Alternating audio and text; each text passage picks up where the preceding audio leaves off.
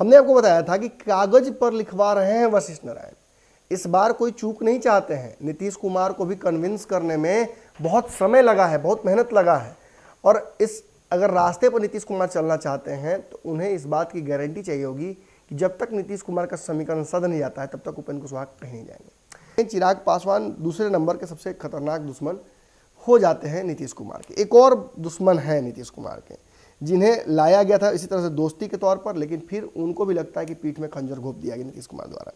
प्रशांत किशोर ने बिहार में जदयू के साथ अपनी राजनीतिक पारी शुरू की थी। 2015 में जब उन्होंने चुनावी रणनीति बनाई खासतौर पर नीतीश कुमार के लिए, उस वक्त महागठबंधन की सरकार बनी और उन्हें कैबिनेट का दर्जा दिया गया और उन्हें राष्ट्रीय उपाध्यक्ष भी बनाया गया पार्टी में। लेकिन बताया जाता है कि प्रशांत किशोर एक व्यापारी हैं, लेकिन बिहार के संदर्भ में वो व्यापार नहीं करते हैं। आरसीपी सिंह के रडार पर वो आ गए, आरसीपी सिंह को पसंद नहीं आए, जिसके बाद श्याम जो बहादुर हैं उन्होंने भी कह दिया था कि भाई इनसे चल नहीं रहा है पार्टी, तो फिर उनकी छुट्टी कर दी गई।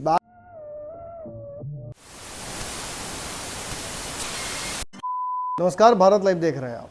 ये रातों रात है। खबर बड़ी है। खबर इसलिए भी बड़ी है क्योंकि बिहार में नीतीश कुमार जिस तरह से अपनी ताकत बढ़ाना चाह रहे हैं, वैसे ही बिहार के कई दल बिहार में अपनी ताकत को बढ़ाने के लिए लगातार कवायद कर रहे हैं। अब देखिए, नीतीश कुमार अपनी ताकत बढ़ाएंगे तो ऑब्वियसली किसी न किसी की ताकत तो घटेगी ही, किसी न किसी की ताकत कमज़ोर होगी। बिहार में लिमिटेड नंबर ऑफ वोटर्स हैं। ये वोटर्स की संख्या बढ़ जरूर रही है, लेकिन इतनी ज़्यादा नहीं बढ़ रही है कि कई खास वोट वर्ग को नीतीश अपने पाले में कर लें तो वो बढ़कर नीतीश को चुनाव अकेले जिता दे। नीतीश किस समीकरण को साधना चाह रहे हैं ये आपको खूब अच्छे से पता है। आपको पता है कि नीतीश कुमार बिहार में अब लवकुश समीकरण को साधने की कोशिश कर रहे हैं। वो वोट वर्ग जो कल तक 4 से 5% तक का था, उसे बढ़ाकर लवकुश को पूरा सम्मिलित करके वो 14-15% तक लेके जाना चाहते हैं। ये कागज़ पर बड़ा आसान है, लेकिन जो वस्तुस्थिति है वो थोड़ी अलग है। आपको बता दें कि बिहार में नीतीश कुमार जरूर इस समीकरण को साधना चाह रहे हैं, लेकिन इससे पहले राजद और अन्य दलों ने इसे साध रखा है। यानी जो कुशवाहा वोटर्स हैं वो केवल उपेंद्र कुशवाहा के चले जाने मात्र से नीतीश के साथ जरूरी नहीं है कि नीतीश को वोट करें ही। लेकिन एक बात तो है कि अगर ये दोनों एक साथ आते हैं तो जो आपसी रंजिश है वो भी समाप्त होती है। कहीं ना कहीं एक विकल्प भी मिलता है, एक बड़ा मजबूत विकल्प मिलता है जिससे नीतीश कुमार मजबूत हो सकते हैं। अब देखिए, जिस तरह से लालू यादव को MY समीकरण मिला, इन समीकरण के आधार पर लालू यादव ने बिहार की सत्ता को बहुत दिनों तक हथियाए रखा। इसी तरह से नीतीश कुमार चाहते हैं कि कोई ऐसा मजबूत समीकरण सामने आ जाए जिससे वो जो थोड़ा बहुत लड़खड़ाए हैं चुनाव में वो भी ना हो। अब नीतीश कुमार को 25 सीटों का नुकसान तो सीधा तौर पे हो गया है इस बार, लेकिन नीतीश कुमार ने उसमें भरपाई शुरू कर दी है। निर्दलीय को अपने पाले में किया, नंदन सिंह के जो पुत्र हैं सुमित सिंह, उसके बाद जमा खां को अपने पाले में किया, फिर उन्होंने एकमात्र जो विधायक थे लोजपा के उनको अपने पाले में कर लिया। तो कहीं ना कहीं जब वो बाकी पार्टियों में सेंधमारी करते हैं या बाकी लोगों को अपने पास करते हैं तो उन पार्टियों की भी स्थिति खराब होती है, वेंडेटा भी मन में रहता है, यानी बदले की भावना आती है। अब जिस तरह से नीतीश कुमार को पूरे चुनाव में चिराग पासवान ने डैमेज किया, इसको उन्होंने कंपनसेट कर लिया, वोट बैंक भी अपना बढ़ा लिया।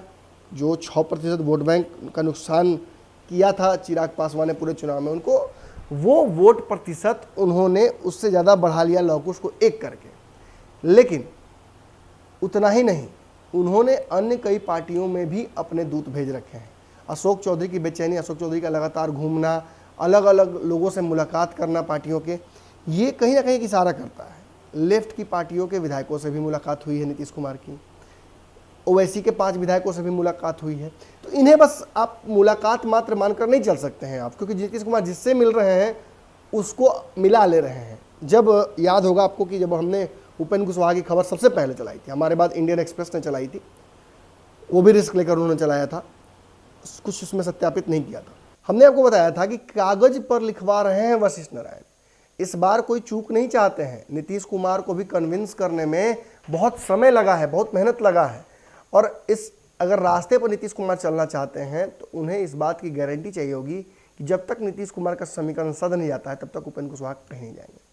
लेकिन हाँ, एक बात तो है, जहाँ एक तरफ नीतीश कुमार अपनी ताकत बढ़ा रहे हैं, वहीं भाजपा की बेचैनी भी बढ़ी है।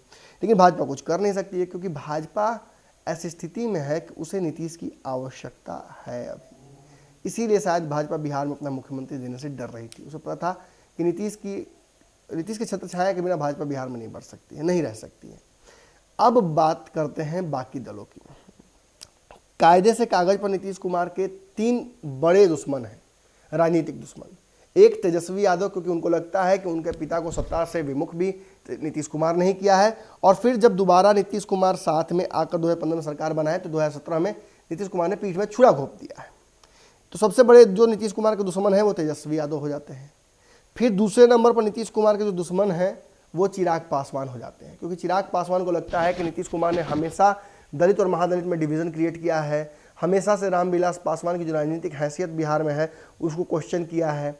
2005 की आपको स्थिति याद होगी, जब त्रिशंकु सरकार बनी थी तो नरेंद्र सिंह के माध्यम से नीतीश कुमार ने एक बड़ी टूट कराई थी, भगदड़ हुआ था लोजपा में, इसका भी जिम्मेवार मानते हैं। इसके अलावा अगर इन राजनीतिक मुद्दों को छोड़ देते हैं तो चिराग पासवान ऐसे भी मानते हैं कि नीतीश कुमार ने उनके पिता के साथ हमेशा अन्याय किया है, बिहार के साथ भी अन्याय किया है। बिहार को लेकर विजन डॉक्यूमेंट वो लाते हैं, आपको पता होगा चुनाव में कैसे उन्होंने हर सीट पर जिस पर चुनाव लड़ा था नीतीश कुमार उस पर प्रत्याशी उतारे, और कहीं ना कहीं इसकी वजह से 25 सीटों का नुकसान नीतीश कुमार को हुआ है।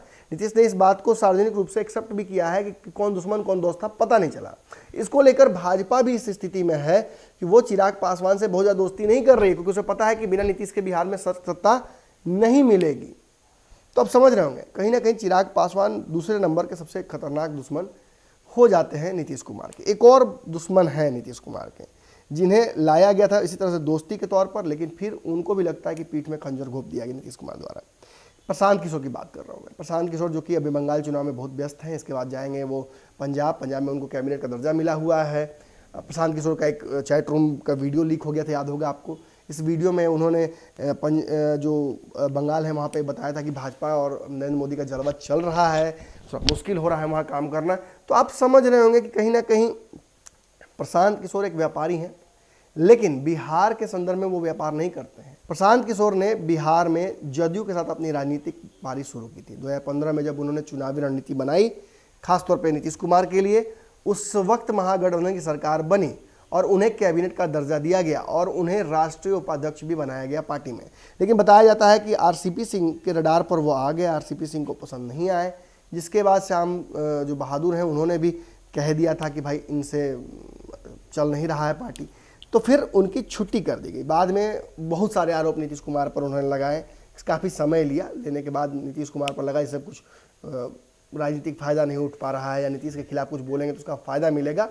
तब उन्होंने नीतीश कुमार पर आरोप लगाए कि वो फर्जी सेकुलर हैं, सेकुलरिज्म की खाली बात करते हैं, वो लालू यादव से मुलाकात करना चाहते थे, पुनः एक बार भाजपा में जाना चाहते थे, राज्य से जाना चाहते थे। ये सारे आरोप उन्होंने लगाए और रिश्ते काफ़ी बिगड़ गए नीतीश कुमार और प्रशांत किशोर के बीच। लेकिन अब आपको कुछ बातें बताएंगे जिससे आपको एहसास होगा कि इस रातों रात की खबर को इतना बड़ा क्यों मानना चाहिए। अगर आप अब तक इस वीडियो को देख रहे थे तो आपको पता है, आपको शायद इस बात का विश्वास रहता है कि नमन मिश्रा कोई बात जब बोलता है तो बिहार की सियासत उस तरफ जाती है, जाती ही जाती है। अब मैं आपको बताने वाला हूं कि ये जो 3 दुश्मन हैं नीतीश कुमार के, इनको डेस्टिनी जोड़ रही है। मतलब ये खुद से एक दूसरे के पास नहीं आ रहे हैं, इन्हें बिहार की राजनीति ऐसे मजबूरी स्थिति में डाल रही है या ऐसा गुरुत्वाकर्षण का एक बल काम कर रहा है इनके बीच में, जिसकी वजह से ये तीनों एक दूसरे की तरफ आने के लिए आकर्षित हो रहे हैं। कैसे, ये जान लीजिए। प्रशांत किशोर के कुछ दिनों पहले 2 दिन पहले एक इंटरव्यू उनका छपा था ललन टॉप में। उस इंटरव्यू में बहुत सारी बातें उन्होंने कही थी। उस इंटरव्यू के एक हिस्से में उन्होंने कहा था कि मुझे राजनीति करनी है। पिछली बार राजनीति में मैं गया था तो मैं फेल कर गया था, यानी जो उनका जदयू के साथ पूरा स्ट्रैंड रहा, काफ़ी दिन तक रहे, पटना विश्वविद्यालय में उन्होंने अच्छी रैंकिंग भी दिलाई, काफ़ी चुनाव में अच्छी पोजीशन में आई जदयू को। पंचायत चुनाव को लेकर उन्होंने तैयारियां भी की थी, लेकिन फिर बाद में रिश्ते जब आरसीपी के साथ बिगड़े तो फिर कहीं ना कहीं नीतीश कुमार के साथ भी रिश्ते बिगड़ गए और फिर प्रशांत किशोर का बिहार से मोहभंग हो गया। फिर उनको कैबिनेट रैंक भी जो हो गया, पार्टी के सदस्य से भी हटा दिया गया। तो बहुत कुछ उनके साथ घटना घटी। लेकिन प्रशांत किशोर ने इस इंटरव्यू में एक बात कह दी कि वो बिहार में फिर से एक बार राजनीति करना चाहते हैं, बिहार में वो पॉलिटिकल जो विकल्प है वो लेकर आना चाहते हैं और वो एक्टिव राजनीति में खुद इन्वॉल्व होंगे। इस बार मैंने दूसरे की दुकानदारी नहीं करेंगे, इस बार दूसरे के सामान को नहीं बेचेंगे, इस बार अपने प्रोडक्ट को बेचने के लिए आ रहे हैं, यानी नीतीश कुमार को चैलेंज करेंगे। अब आप सोच रहे होंगे ठीक है करें, क्या दिक्कत है, तेजस्वी यादव भी कर रहे हैं, चिराग भी करेंगे, लेकिन तेजस्वी यादव चिराग करेंगे तो क्यों करेंगे और तीनों एक साथ क्यों करेंगे, सुपर गठबंधन क्यों मैं कह रहा हूँ, वक्त से पहले क्यों ये बातें कह रहा हूँ, क्यों फेक न्यूज़ आपको दे रहा हूँ, इसके पीछे कारण है। प्रशांत किशोर और चिराग पासवान का इस चुनाव में एक गहरा संबंध रहा है। प्रशांत किशोर ने पर्दे के पीछे नीतीश कुमार को कमज़ोर करने के लिए चिराग पासवान से दोस्ती की थी। इसका फ़ायदा चिराग पासवान को भी हुआ है इस चुनाव में। यहाँ तक कि जो उनके पार्टी के एलजेपी के केशव जो थे वो अलग हो गए, केशव सिंह, उन्होंने तो ये भी आरोप लगाया था कि चिराग पासवान ने प्रशांत किशोर के साथ पैसे का भी सेटिंग कुछ किया था, जिसके तहत कई प्रत्याशियों के जगह पर डमी कैंडिडेट्स को उतारा गया और वहाँ से जीत हार का जो अंतर होता है उसको इन्फ्लुएंस किया गया। अब ये कितना कुछ था ये मुझे नहीं पता, लेकिन ये ज़रूर तय है कि चिराग पासवान को प्रशांत किशोर के एक्सपर्टाइज यानी उनकी चुनावी जो विद्याएं हैं उनका फ़ायदा मिला है। उन दोनों के बीच मुलाकातें हुई हैं, नीतीश कुमार को गिराने के लिए ही सही, लेकिन प्रशांत किशोर ने चिराग के साथ पर्दे के पीछे हाथ मिलाया है। अब मैं आपको एक और बात बताने जा रहा हूँ। बिहार में चिराग पासवान का भविष्य इस अंधकार में जरूर है, लेकिन एक बात तय है, चिराग पासवान अपनी पार्टी को लेकर कैसे उसको समझाऊँ, उस पार्टी को रिकंस्ट्रक्ट करना चाहते हैं, फिर से बनाना चाहते हैं। इसको लेकर उन्होंने कई जो बड़े बड़े डिसीजंस ले लिया है। चिराग पासवान ने एक सवर्ण को भी बिहार में कमान दे दी है अपनी पार्टी की, लेकिन इसके अलावा भी कई बातें हैं। चिराग पासवान इस तैयारी में है कि बिहार में एक सभी जातियों का समीकरण जोड़कर बनाया जाए और नीतीश कुमार को जब भी चुनाव हो, जिस चुनाव की तैयारी नीतीश कुमार लगे हुए हैं, उस चुनाव में पटकनी दी जाए। एक इंतज़ार में और चिराग पासवान है। चिराग पासवान को लगता है कि भाजपा उनका साथ नहीं छोड़ेगी। भाजपा के कई लोगों ने इस तरह का इशारा भी किया है।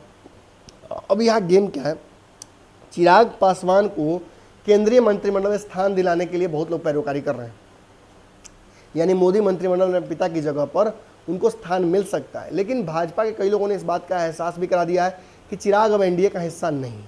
तो बस चिराग पासवान इस इंतज़ार में है कि ये जो फैसला है मंत्रिमंडल विस्तार का, ये जब हो जाता है और अगर नहीं मिलता है मंत्रिमंडल इनको, तो खुलकर खेलेंगे, खुलकर नीतीश कुमार का विरोध करेंगे, भाजपा से भी नहीं डरेंगे। लेकिन तब तक जब तक कि ये तय नहीं हो जाता है कि चिराग पासवान को कुछ मिलेगा या नहीं, तब तक चिराग पासवान भाजपा के साथ ये रिश्ते खराब नहीं करना चाहते हैं।